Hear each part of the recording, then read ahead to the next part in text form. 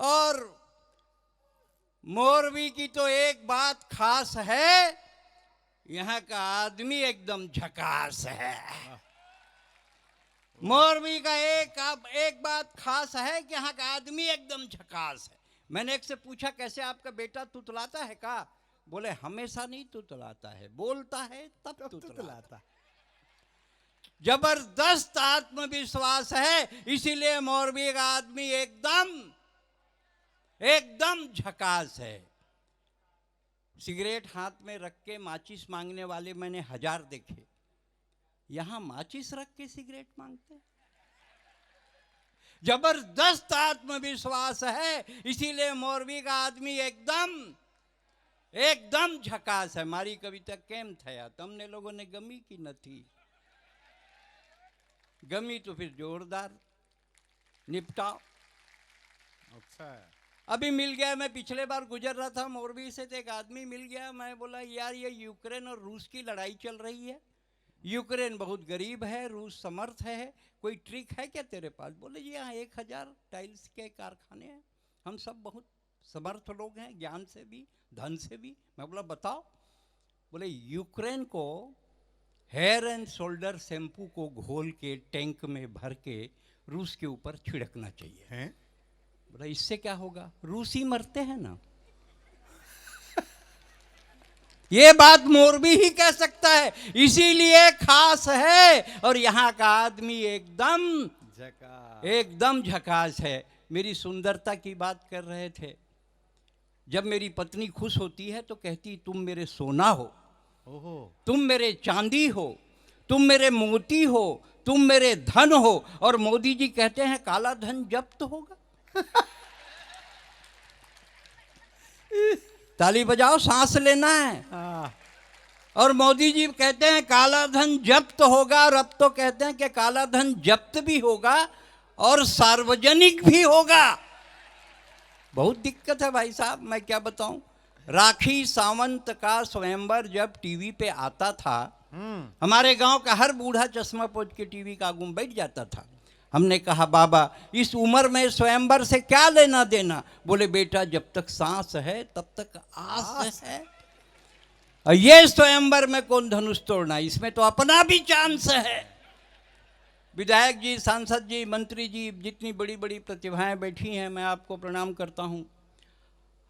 और मैं एक बात आपसे शेयर करना चाहता हूं। डॉक्टर कुमार विश्वास के साथ हम पहली बार अहमदाबाद सरदार पटेल स्टेडियम में कविता पढ़ने गए। मैं पहली बार गया। सौभाग्य से उस दिन डॉक्टर कुमार विश्वास का जन्मदिन था और अमित शाह जी उस समय अहमदाबाद के महापौर थे और मोदी जी उस समय गुजरात के मुख्यमंत्री थे। जैसे आप लोग बैठ के सुन रहे हैं ना, विधायक सांसद, वैसे वो लोग भी सुने, पर वो लोग सीरियसली सुने। देखो आज कहाँ पहुँच गए। आप भी सीरियसली सुनो, क्योंकि हम लोग तो ऐसा है कि अगर ठीक नहीं सुनेंगे तो हम टिकट ही नहीं मिलने देंगे दोबारा। कभी सब कर सकता है, इतिहास लिखता है लादेन। मैं तो भाई साहब हिंदुस्तान के अलावा विश्व के 11 देशों में कविता पढ़ा हूँ, अमेरिका के तो 52 शहर में कविता पढ़ा। 1980 में मैं पहली बार अमेरिका गया। मैं हवाई जहाज नहीं देखा था। हवाई जहाज बहुत देर तक सड़क में चलता है, हमको लगा ठग दिया। एयर होस्टेस को बुलाया और कहा भौजी परदेश का मामला, इज्जत से बात करना चाहिए। मैंने कहा भौजी पैसा हवाई जहाज का लिए सड़क ले जा रहे।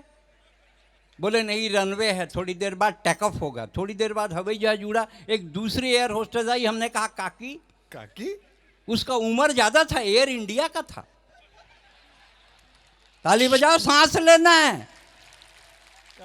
बोले काकी हवाई जहाज कितने ऊपर में उड़ रहा है, आदमी चींटी के समान दिख रहा है। बोले नहीं चींटी ही है, हवाई जहाज उड़ा ही नहीं है। हम कभी डोमेस्टिक में नहीं बैठे। कुमार विश्वास तो हवाई जहाज वाले कवि, अपन तो बसेड़ू। तो हमने कुमार को फोन किया, भाई ये डोमेस्टिक में बैठने का सिस्टम क्या है? बोले कुछ नहीं, टिकट कटाओ, घंटी बजाओ, खाओ, सब टिकट में जुड़ा है। ऐसा बोलकर इंडिया में इंडिगो में बैठा दिया। हम घंटी बजाए खाएं, घंटी बजाए खाएं। थोड़ी देर बाद वो छिपकिली आ गई, एयर होस्टेस। बोली 1200। हम बोले काहे का? बोले इसका। मैं बोला वो नहीं लगता बोलते हैं कुमार, तो पानी का नहीं लगता, ये जो भंडारा खोले हो ना इसका लगता है। भंडारा। उसकी तरफ देखा तो लगा इसको कहूं देखा है। अच्छा। मैं बोला तुम रामप्यारी हो क्या? बोले अरे आप तो पहचान लिए, मैं तो आपकी घर बर्तन मानती थी। तो यहाँ का काम है? बोले बट डिजिग्नेशन बदल गया है, काम तो वही है। मैं बोला रामप्यारी तुम्हारे साथ हमारे गांव का ट्रैक्टर चलाने वाला ड्राइवर भी भागा था ना, समारू, वही तो जहाज को चला रहा है। बड़ी दिक्कत है भाई साहब। लादेन मरा, हम बहुत, ये हमारी सुंदरता की बहुत बात करते हैं। हाँ। लादेन मरा, हम बहुत टेंशन में आ गए, लादेन मरा कैसे? हमने डॉक्टर कुमार विश्वास को फोन किया, लादेन मरा कैसे? बोले बराक ओबामा के पास सैटेलाइट है, वो अमेरिका में बैठे बैठे देख सकता है किस देश के, किस शहर के, किस गांव के, किस घर के, किस कमरे में कौन आदमी क्या कर रहा है। हाँ। तब से ना हम नहा सक रहे हैं ना सो सक रहे हैं। यहाँ स्नान करे गरीब सुदामा और वहां हुस्न का दीदार करे ओबामा। हुस्न। सांस लेना है। वाह। कविता के लिए कोई कठिन शब्द नहीं लगते, सरल शब्दों में भी कविता बनती। जैसे बच्चे केजी में पढ़ते हैं, अमर घर चल, चल अमर घर चल, ऐसे पढ़ते हैं। हाँ। नेता चल, आहा। दिल्ली चल, पटना चल, टोपी लगा, कुर्ता पहन, मंत्री बन, हवाला कर, घोटाला कर, तिहाड़ जा। नेता चल, इसके बाद मैं सांस लेता हूं। नेता चल, दिल्ली चल, पटना चल, टोपी लगा, कुर्ता पहन, मंत्री बन, हवाला कर, घोटाला कर, तिहाड़ जा, वापस आ, टोपी लगा, कुर्ता पहन, मंत्री बन, पाठ दो, लालू उठ, चारा खा, दूध दे, दूध गरम कर, गरम कर, रबड़ी बना। आहा। दूध गरम कर रबड़ी बना, रबड़ी रख कुर्सी पर, जेल जा, वापस आ, रबड़ी हटा, बैठ जा कुर्सी पर। वाह। और जो लड़कियां अपनी किताबों में आमिर और सलमान के फोटो दबाती हैं, उन्हीं लड़कियों की शादी अक्सर जेठालाल से हो जाती है। संकट है, क्या करोगे? मैं एक बात कहना चाहता हूँ, बेटी जिंदगी के कितने किरदारों को जीती है। वो बहन होती है, पत्नी होती है, प्रेमिका होती है, माँ होती है, सास होती है, लेकिन होती है बेटी। मेरी बेटी छत्तीसगढ़ शासन में जिला अधिकारी है। मैं 4 पंक्तियाँ उस तक पहुँचाता हूँ कि फली फूली टहनियाँ जड़ों के तरफ मुड़ी रहती हैं, अरे बेटियाँ कहीं भी रहें माँ बाप से जुड़ी रहती हैं। बच्चों के साथ माँ बाप, बेटों के साथ माँ बाप रहते हैं, उन्हें आभास होता है। और बेटी 7 समुंदर पार अमेरिका में हो और माँ मोरोबी में खांस दे तो बेटी को एहसास होता है। ये बेटी है।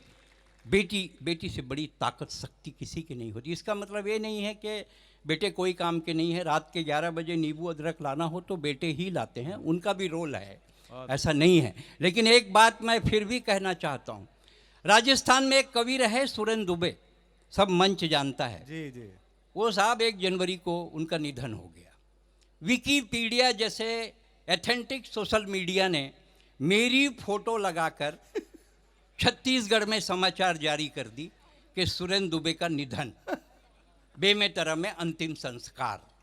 मैं सुबह सो के उठा तो मेरे दरवाजे में लोग टॉवेल गमछा लेके रो रहे थे। बोले क्या? बोले दुबे जी निपट गए भैया। चुप, ये हास्य का कोकड़ा है, ठहाका का परिंदा है, टेंशन में मत रहना बाबू, टाइगर अभी, टाइगर अभी, टाइगर अभी। एक ने मेरी पत्नी को फोन किया, सुने दुबे जी निपट गए। मेरी पत्नी बोली हमारे ऐसे भाग्य कहाँ है बाबू, रात को आए हैं, पनीर खाए हैं, पिज्जा उनका पसंदीदा है, टेंशन में मैं हूं कि ये टाइगर अभी, टाइगर अभी। एक खड़ा था, तू कैसे खड़ा है रे? लकड़ी टाल वाला हूँ, 2 क्विंटल लकड़ी शमशान में फेंक के आया हूँ तुम्हारे जलने के लिए। अब तुम नहीं जलोगे, तुम्हारे बदले में कौन जलेगा? क्योंकि शमशान की लकड़ी वापस तो आ नहीं सकती, जलना तो आपको पड़ेगा। मैंने कहा चुप, ये हास्य का कोकड़ा है, ठहाका का परिंदा है, टेंशन में मत रहना बाबू, टाइगर अभी जिंदा। जिंदा है। और बैरागी जी ने कहीं लिखा है कि मैं कभी मरूंगा नहीं, क्योंकि कभी कोई ऐसा काम करूंगा नहीं। ये बहनें बैठी हैं, 4 पंक्तियां आज की रात मोरोबी में इनको देता हूं कि ये राखी का रक्षा सूत्र है, भाई दूज का टीका है, तीजा की कहानी है। अरे वो भाई क्या मरेगा जिसकी इतनी सारी बहनें हैं। वाह, चिल्लाते रहा तू उतना, मैं दोहराते रहूंगा कि मैं हंसी का खजाना हूँ, हास्य का कोकड़ा हूँ, ठहाका का परिंदा हूँ, टेंशन में मत रहना, टाइगर अभी। दोनों हाथ उठा के एक बार लंबी सांस लेना है।